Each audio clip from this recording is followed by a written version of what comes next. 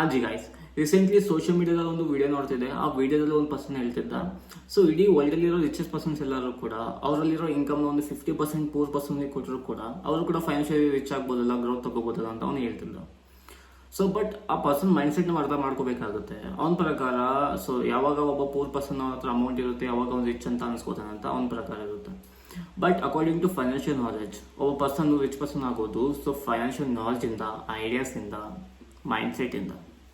So ಬೇಕಾದ್ರೆ ಒಬ್ಬ poor person ಅಥವಾ ಒಂದು 10 lakh ಇತ್ತು ಅಂದ್ಕೊಡಿ, ಆ 10 lakh ಹೆಂಗೆ ಮಲ್ಟಿಪಲ್ ಮಾಡಬೇಕು, ಆ 10 lakh ಇಂದ 1 crore ಹೆಂಗೆ ನಾವು ತಗೋಬೇಕು ಅಂತ ಅವನ ಹತ್ರ ಐಡಿಯಾ ಇಲ್ಲ, ಸೊ ಮೈಂಡ್ ಸೆಟ್ ಇಲ್ಲ, ಫೈನಾನ್ಷಿಯಲ್ ನಾಲೆಜ್ ಇಲ್ಲ ಅಂದ್ರೆ ದೆನ್ ಅವ್ರ ಹೆಂಗೆ ರಿಚ್ ಆಗೋಕ್ಕಾಗುತ್ತೆ.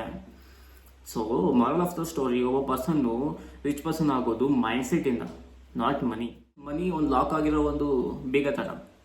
ಆ ಒಂದು ಲಾಕ್ನ ಅನ್ಲಾಕ್ ಮಾಡಬೇಕಂದ್ರೆ ಒಂದು ಕೀ ಬೇಕಾಗುತ್ತೆ. ಆ key is the financial knowledge, idea and mind set. Okay, ಆ ಮೈಂಡ್ ಸೆಟ್ ಇಂದ ಅವನು ಮಲ್ಟಿಪಲ್ ಮಾಡ್ಕೊಂಡು ರಿಚ್ ಆಗ್ತಾನೆ ಹೊರತು ಮನಿಯಿಂದ ಅಲ್ಲ. ಸೊ ನೀವು ಒಂದು ಬಿಸ್ನೆಸ್ ಸ್ಟಾರ್ಟ್ ಮಾಡೋದು ಇಲ್ಲ ಒಂದು ಸ್ಟಾರ್ಟ್ಅಪ್ನ ಸ್ಟಾರ್ಟ್ ಮಾಡೋದು is a best way to become rich. Because of after ಒಂದು ಬಿಸ್ನೆಸ್ ಸ್ಟ್ರಾಂಗ್ ಆಗಿ ಬಿಲ್ಡ್ ಮಾಡ್ಕೊಂಡಾಗ ಅಲ್ಲಿಂದ ನಿಮಗೆ ಸ್ಟ್ರಾಂಗ್ ಕ್ಯಾಶ್ ಫ್ಲೋ ಬರುತ್ತೆ. Then you become rich.